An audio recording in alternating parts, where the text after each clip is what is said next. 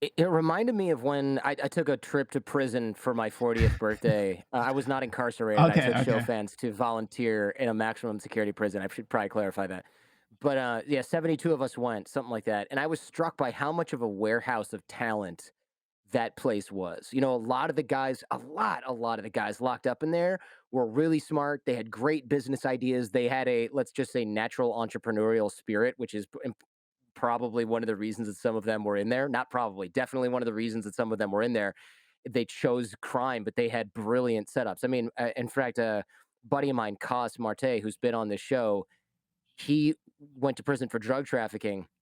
He runs a fitness business now. He's out, but his drug trafficking business in New York in the 90s, he basically invented Uber with operators and cars and delivery and on demand, and he invented Uber, but for like crack and cocaine. And it was ridiculous how successful it was. And I think he was like 17 or 18 years old at the time doing this. So this is a guy who, if he had grown up in the Bay, would just be running some startup that is worth $2 billion. But instead, he grew up in a terrible part of New York, like Lower East Side, and was like, "Oh, everybody wants drugs. I'm going to fill that demand with a better system." And he gets popped doing that. But it seems like the project, had a similar vibe. You see as you hear in Cashmere's story, it's generational, right? He takes you to Cypress Hill, not just a hip hop group from the '90s, I guess, and he says, yeah, my grandma used to live here, so I was here all the time. And my parents, they met and they lived here, and I used to play in here and over there. Now he lives down the way, which is also a housing project. So that's three generations of people, just many of them wasting their days away in public housing and going pretty much nowhere. I mean, he's good with his music, but a lot of those guys, they didn't seem to have any ambition at all. They were just wasting, they're just killing time. Yeah. And a lot can get by just doing that. So I feel you need good examples. And as a country, again, I that's why I do these videos. I mean, they are fun to make, and I like these guys. All the guys I meet up with, they're cool. They're cool to me. It's a real big education for me. It's interesting stuff. I mean, for example, in Compton, I mean, there's a real order to things too. It might look like chaos, but for example, in one project, they have black mat. Okay, black mat is behind one of the buildings. So if there's beef, if there's some serious beef between two people, they go to black, they say black mat, and they go back there and they fight it out with their hands, not with guns or knives. And everyone crowds around, and that order is established after that. Love that or hate that. It is what it is. It's very primal in that sense. Like there is a hierarchy. There is a lot of respect towards people in specific positions.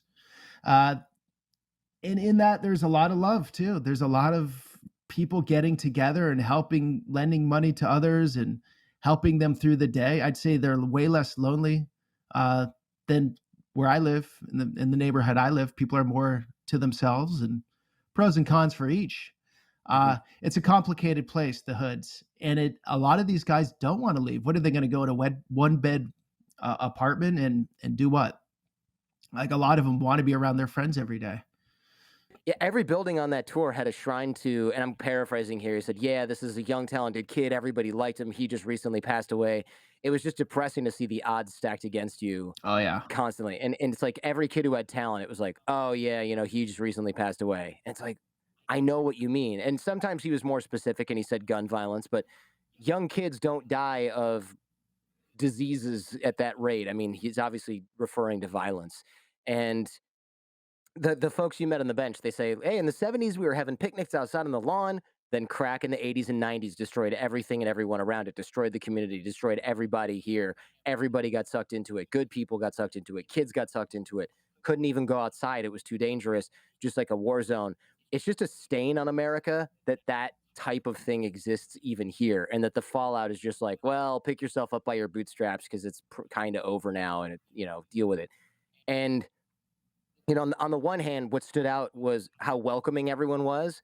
And then you'd see these gangster dudes like walking up to you fast, shirt off, chains out, almost aggressive energy. And then he's like, "I just want to tell the kids, don't try and make a bunch of money. Stay in school, figure out who you are in life, and then you can move forward and make something of yourself." And I was like, did not expect that guy to say that Yeah, Mitchell at Ames. all. Mitchell Ames. Yeah, he was all flex and he Yeah. he came in hot. You have to navigate that too. I'm like, what, how I react to that is going to determine a lot.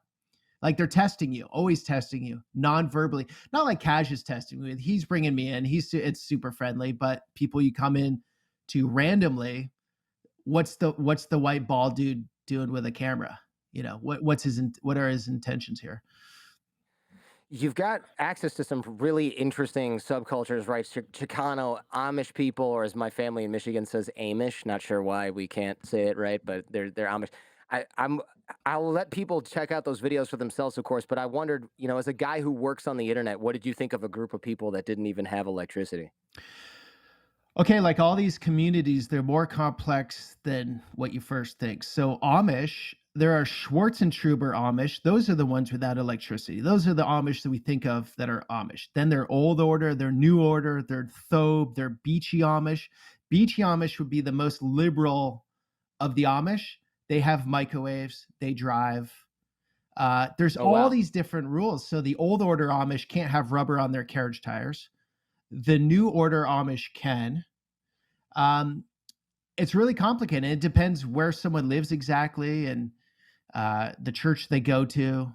A lot of different rules, and so that's with every one of these communities, there's something like that. Where you see, say, even the Hasidic Jews, there are 200 sects of Hasidics.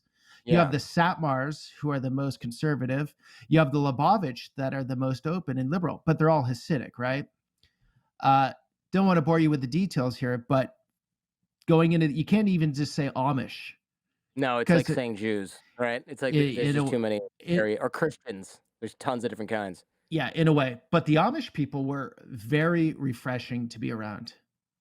Really cool, eye-opening experience. Like they're, 3 years ago, people would say Amish, oh, wow, they're really behind, they're missing out. After I made that series, so many people chimed in saying, oh wow, look how simple their lives are. I want to live like that, close to the Uh-huh. land. I want to have a Yeah. connected group that I'm with every week.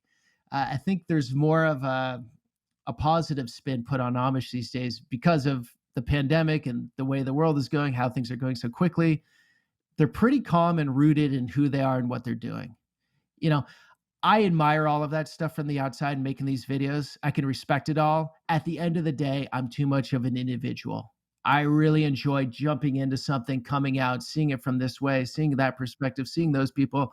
I'm not a great conformist. So I admire it fully and I respect it. Um, I don't want to become Amish or Hasidic, but maybe, Well, maybe after a few more years, like the last few we've had, I'll be out there in the fields. Who knows? that's right. You never know. Plowing a field by hand or with the depending on which church you're in, the Exactly. motorized thing. Exactly.